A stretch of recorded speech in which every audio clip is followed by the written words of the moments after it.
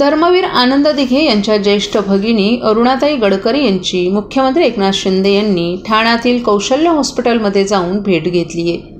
गेल्या काही दिवसांपासून अरुणाताईंची तब्येत बरी नसल्याचं समजल्यानं मुख्यमंत्र्यांनी त्यांची भेट घेऊन त्यांच्या प्रकृतीची विचारपूस केली। यावेळी त्यांच्यावर उपचार करणारे डॉक्टर संजय ओक यांच्याकडून त्यांनी त्यांची तब्येत आणि सुरू असलेले औषधोपचार याबाबत माहिती घेतली।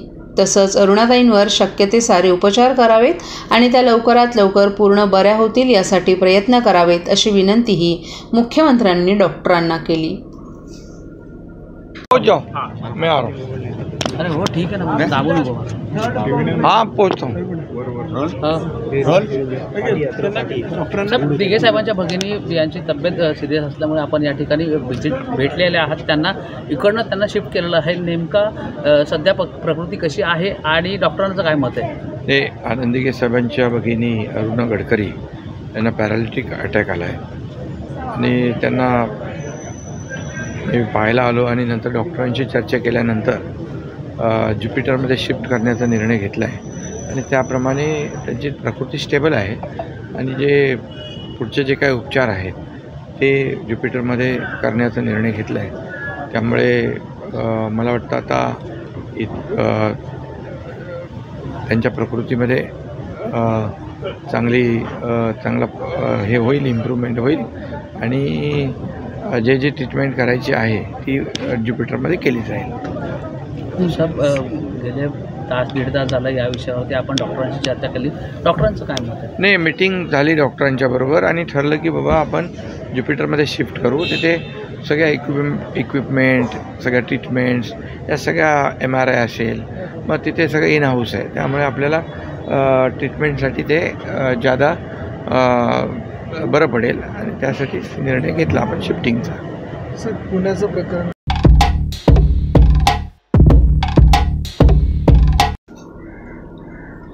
महाराष्ट्र औद्योगिक विकास महामंडळाकडून जलवाहिन्यांच्या दुरुस्तीचं काम हाती घेतलं जाणार आहे। त्यामुळे ठाण्यातील काही भागातील पाणी पुरवठा गुरुवारी रात्री 12 ते शुक्रवारी रात्री 12 वाजेपर्यंत बंद करण्याचा निर्णय पालिका प्रशासनानं घेतलाय।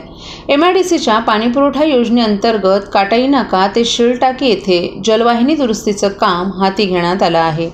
त्यामुळे गुरुवारी रात्री 12 ते शुक्रवारी रात्री 12 या कालावधीत पाणी पुरवठा 24 तास बंद राहणार आहे। या कालावधीत ठाणे महापालिका क्षेत्रातील दिवा, मुंब्रा, प्रभाग क्रमांक 26 आणि 31 मधील काही भाग वगळता कळवा, वागळे स्टेट येथील रूपादेवी पाडा, किसन नगर क्रमांक 2, नेहरू नगर, कोलशेत, खालचा गाव येथील पाणी पुरवठा 24 तासांसाठी पूर्णपणे बंद राहील। पाणी पुरवठा सुरू झाल्यानंतर पुढील 1 ते 2 दिवस कमी दाबानं पाणी पुरवठा होईल अशी माहिती ठाणे महापालिकेच्या पाणी पुरवठा विभागानं दिली आहे।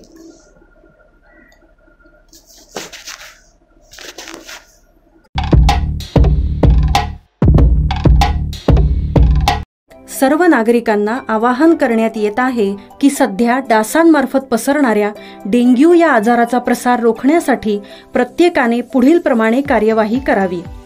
डेंग्यू आजार एडिस इजिप्ती हा डास चावल्याने होतो। या डासांची पैदास साचलेल्या किंवा साचवलेल्या स्वच्छ पाण्यामध्ये होते। 8 दिवसांपेक्षा जास्त दिवस पाणी उघडे व साचून राहिल्यास त्यात डास अंडी घालतात। अंड्यांच्या अळ्या तयार होऊन पुढे डास तयार होतात। यासाठी आपल्या घरातील पाणी साठे, उदाहरणार्थ बॅरल्स, पिंपे, टाक्या, हौद, रांजणे इत्यादी दर आठवड्याला रिकामे करून घासून पुसून कोरडे करून पुन्हा भरावे। 1 दिवस कोरडा दिवस म्हणून पाळावा। पाणी साठ्यांना घट्ट झाकणे बसवावीत किंवा जुनी साडी, चादर, धोतर यांनी बांधून झाकून ठेवावीत, म्हणजे डास त्यात जाऊन अंडी घालणार नाहीत। घराच्या गच्चीवर, आजूबाजूला, अंगणात कोठेही पाणी साचू देऊ नये। भंगार सामान उघड्यावर टाकू नये, उदाहरणार्थ टायर्स, प्लास्टिक सामान, कुंड्या, टाकाऊ वस्तू इत्यादी। अशा सामानात पावसाचे पाणी साठून त्यात डेंग्यूच्या डासांची पैदास होते। घरातील कूलर्स, फ्रीजच्या पाठीमागील ट्रे हे देखील वेळोवेळी कोरडे करावेत। लक्षात ठेवा, नुसत्या फवारणीने डास घनता कमी होत नाही, तर त्यासाठी डास पैदास ठिकाणे नष्ट करणे ही आपल्या सर्वांची जबाबदारी आहे। कोणताही ताप अंगावर न काढता जवळच्या शासकीय रुग्णालयात मोफत औषधोपचार घ्या. अशा प्रकारे नागरिकांनी सहकार्य केल्यास डेंग्यूचा प्रसार रोखणे सहज शक्य आहे.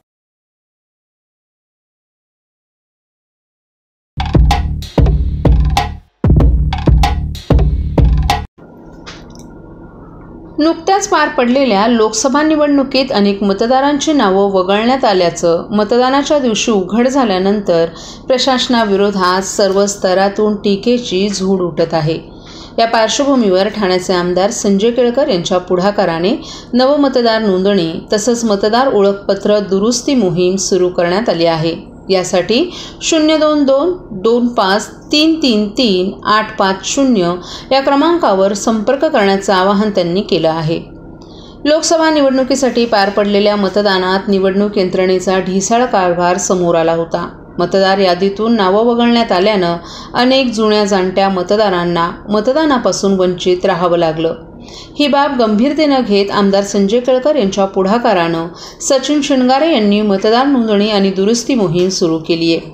मतदार यादीमध्ये नाव नोंदणी आणि मतदार ओळखपत्रामध्ये दुरुस्ती करण्याकरिता तसंच ज्यांची नावं मतदार यादीतून वगळण्यात आली असतील अशांसाठी विशेष मोहीम सुरू केली आहे. त्यानुसार ज्यांना मतदार नोंदणी करायची आहे त्यांनी स्वतःचा फोटो, आधार कार्ड, वास्तव्याचा पुरावा आदी आवश्यक स्वयंसाक्षांकित कागदपत्रांसह जनसेवा कार्यालय, जय भवानी नगर, मराठी शाळेच्या मागे, माजिवडा, ठाणे येथे अथवा श्रमसाफल्य वीर सावरकर मार्ग 3 पेट्रोल पंपाजवळ आरामबाग समोर या पत्त्यावर सचिन शिणगारे यांना 9892766111 या क्रमांकावर संपर्क साधावा असं आवाहन आमदार संजय केळकर यांनी केलं आहे.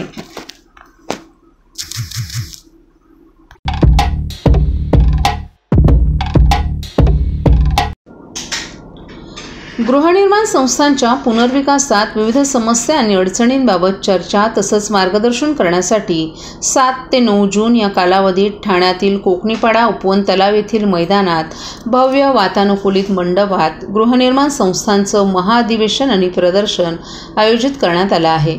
शुक्रवार दिनांक 7 जून रोजी याचा उद्घाटन सोहळा तर शनिवार दिनांक 8 जून रोजी महाअधिवेशन आणि 9 जून रोजी प्रदर्शन तर सायंकाळी या कार्यक्रमाचा समारोप होईल. ठाणे जिल्हा हाऊसिंग फेडरेशन आणि सहकार विभाग ठाणे यांच्या संयुक्त विद्यमानं होणारं हे ठाणे जिल्ह्यातील पहिलंच महाअधिवेशन असून सुमारे 8 ते 10 हजार सहकारी गृहनिर्माण संस्थांचे प्रतिनिधी या अधिवेशनाला उपस्थित राहतील. या कार्यक्रमासाठी ऑनलाईन आणि ऑफलाईन नोंदणी सुविधा उपलब्ध असून उपस्थितांच्या अल्पोपहार आणि भोजनाची व्यवस्था करण्यात आली असून यावेळी गृहनिर्माण सोसायट्यांकरिता लागणारं किट दिलं जाणार आहे अशी माहिती ठाणे जिल्हा हाऊसिंग फेडरेशनचे अध्यक्ष सीताराम राणे यांनी एका पत्रकार परिषदेत दिली आहे. ठाण्यातील उपवन येथे प्रथमच होत असलेल्या या भव्य अधिवेशनाला राज्याचे मुख्यमंत्री एकनाथ शिंदे, उपमुख्यमंत्री देवेंद्र फडणवीस, अजित पवार, सहकार मंत्री दिलीप वळसे पाटील, गृहनिर्माण मंत्री अतुल सावे, गटनेते प्रवीण दरेकर, आमदार संजय केळकर, आमदार निरंजन डावखरे, सहकार आयुक्त आदींसह अनेक मान्यवरही उपस्थित राहतील. या अधिवेशनात गृहनिर्माण संस्थांचा पुनर्विकास त्याचबरोबर वेगवेगळ्या कारणांनी रखडलेला पुनर्विकास प्रकल्प, स्वयंपूर्ण विकासाच्या समस्या आणि स्वयंपूर्ण विकासासाठी अर्थसहाय्य, वारंवार खोट्या तक्रारी करणाऱ्या विरुद्ध कारवाईची मागणी, गृहनिर्माण संस्थांच्या सहकार कायद्याबाबत सुधारणा तसंच आवश्यक ते बदल याबरोबरच गृहनिर्माण संस्थांच्या वेगवेगळ्या समस्या तसंच अडचणी आदी विषयांवर मार्गदर्शन करून त्या संदर्भात शासनाकडे पाठपुरावा देखील केला जाणार आहे. तसंच या अधिवेशनात या संदर्भातील वेगवेगळे ठराव देखील पारित केले जाणार आहेत. दरम्यान महाअधिवेशनात आयोजित प्रदर्शनामध्ये गृहनिर्माण संस्थांसाठी उपयुक्त ठरणाऱ्या वेगवेगळ्या व्यावसायिकांचे स्टॉल्स, विकासक, अर्थसहाय्य करणाऱ्या संस्था, त्याचबरोबर रेन हार्वेस्टिंग आणि घनकचरा व्यवस्थापन करणाऱ्या संस्थांचे स्टॉल असणार आहेत. तेव्हा ठाणे जिल्ह्यातील सहकारी गृहनिर्माण संस्थांनी मोठ्या संख्येनं उपस्थिती दर्शवण्यासाठी नोंदणी करावी अथवा ठाणे जिल्हा हाऊसिंग फेडरेशनच्या कार्यालयात संपर्क साधावा असं आवाहन सीताराम राणे यांनी यावेळी केलं. हे सगळे शासकीय ठराव आपण वेगवेगळे करून शासनाकडे पाठवणार आहोत. या अधिवेशनामध्ये माननीय मुख्यमंत्री एकनाथजी शिंदे, उपमुख्यमंत्री माननीय देवेंद्रजी फडणवीस, त्याचबरोबर माननीय अजितदादा पाटील, सहकार मंत्री माननीय दिलीप वळसे पाटील, त्याचबरोबर गृहनिर्माण मंत्री माननीय अतुलजी सावे, आणखीन ठाणे शहराचे आमदार माननीय केळकर साहेब, संजय केळकर साहेब, निरंजनजी डावखरे, सहकार आयुक्त, प्रधान सचिव सहकार, असे सगळे अधिकारी या कार्यक्रमामध्ये, या अधिवेशनामध्ये उपस्थित राहणार आहे. सर, हा अधिवेशन किती दिवस? हे प्रदर्शन कम अधिवेशन असा हा 3 दिवसाचा कार्यक्रम आहे. 7 जून ते 9 जून असा हा कार्यक्रम असेल. 7 जूनला प्रदर्शनाचं उद्घाटन होईल. 8 तारीखला हे अधिवेशन गृहनिर्माण संस्थांसाठी अधिवेशन आपण ठेवलेलं आहे आणि 9 तारीखला संध्याकाळी या प्रदर्शनाचा समारोप होईल. असं 3 दिवसाचा हा प्रदर्शन कम अधिवेशन असा कार्यक्रम ठेवलेला आहे. सकाळपासून हे लोकांसाठी असेल. 3 दिवसाचा कार्यक्रम आहे आणि लोकांना गरमीचा किंवा पावसाळ्याची शक्यता असल्यामुळे जे मंडप बनवणार आहोत ते वातानुकूलित आहेत, एसी असणार आहे, त्यामुळे लोकांना त्रास होणार नाही त्याची दक्षता आम्ही घेतलेली आहे. मुळात सगळ्याच सोसायटीना आपण ठाणे जिल्ह्याचा विचार करता 32,000 गृहनिर्माण संस्था आहेत. महाराष्ट्राचा विचार केला तर 1,20,000 संस्था आहेत. सहकारी संस्थांमध्ये होणारे बदल हे सगळ्या राज्यासाठी होतात. त्यामुळे या अधिवेशनात कायद्यामध्ये जे जे बदल होतील ते सगळ्या राज्यासाठी होतील आणि पुनर्विकास करताना ठाणा MMR रिजनसाठी जे विषय आहेत ते सगळ्यांसाठी उपयुक्त होतील. जे पुनर्विकास रखडलेला आहे बरीच वर्ष, बिल्डरचे काही कारण आहेत, कोर्टात केसेस आहेत आणि तो सुटावा हा त्यामागचा मुख्य उद्देश आहे.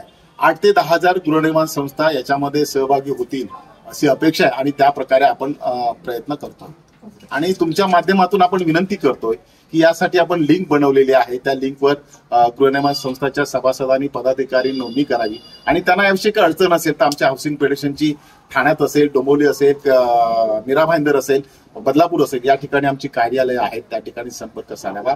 मात्र जास्तीत जास्त गृहनिर्माण संस्थांनी याच्यामध्ये सहभाग घ्यावा अशी तुमच्या वतीने मी विनंती करतो.